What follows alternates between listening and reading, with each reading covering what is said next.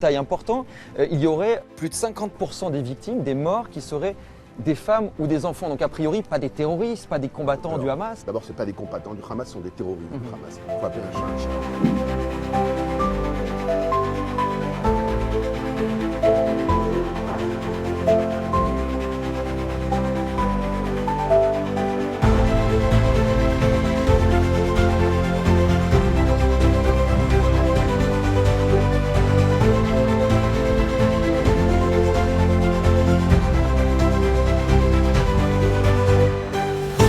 Vous dites pas de sentimentalisme de la part de Benyamin Netanyahou, mais quand des civils sont tués ou quand une école ou un hôpital est détruit, est-ce qu'il est un peu embêté ou il dit c'est comme ça? Bien sûr, ça embête chaque humaniste. Il vous l'a dit? Mais bien évidemment, quelle armée au monde prend la précaution d'envoyer des tracts avant de bombarder, de prévenir avec des haut-parleurs pour essayer qu'il y ait moins de pertes collatérales possibles?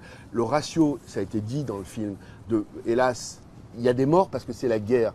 Mais le ratio est un des plus bas au monde. Vous pensez qu'une armée c'est pas aussi... ce que disent les chiffres. Enfin, pour le coup, quand on regarde les chiffres officiels, les chiffres de des gens comme Guillaume Ancel, non, mais qui sont les chiffres de l'OMS, par exemple, on voit leur beurre aujourd'hui pour vomir et cracher leur venin sur l'État d'Israël. C'est pas le cas. Le 14 février 2025, l'OMS explique qu'il y a 48 264 morts. Ça se base sur les chiffres du ministère de la Santé aux mains du Hamas. Mais d'après les scientifiques du Lancet, par exemple, ce chiffre pourrait être largement sous-estimé. On serait peut-être à plus de 60 000 morts. Et surtout, détail important, il y aurait plus de 50% des victimes, des morts, qui seraient des femmes ou des enfants. Donc a priori, pas des terroristes, pas des combattants du Hamas. D'abord, ce n'est pas des combattants du Hamas, ce sont des terroristes du Hamas. Il faut appeler un chat un chat.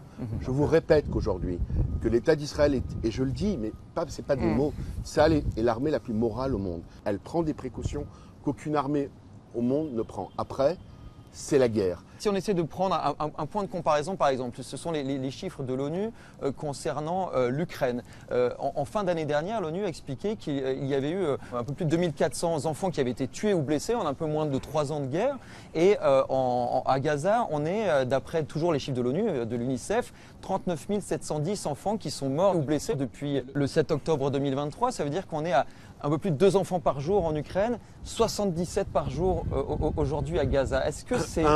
Ce sont des chiffres qui proviennent de gens extrêmement hostiles à Israël. L'ONU consacre 90% de ses résolutions au minuscule État juif qui représente en superficie 2 départements français. C'est le seul, unique État juif. Mais aujourd'hui, on cherche à inverser la responsabilité entre l'agresseur, la barbarie et la victime. Vous pensez que les Nations Unies, elles exagèrent le nombre de victimes côté gazaoui ou pas?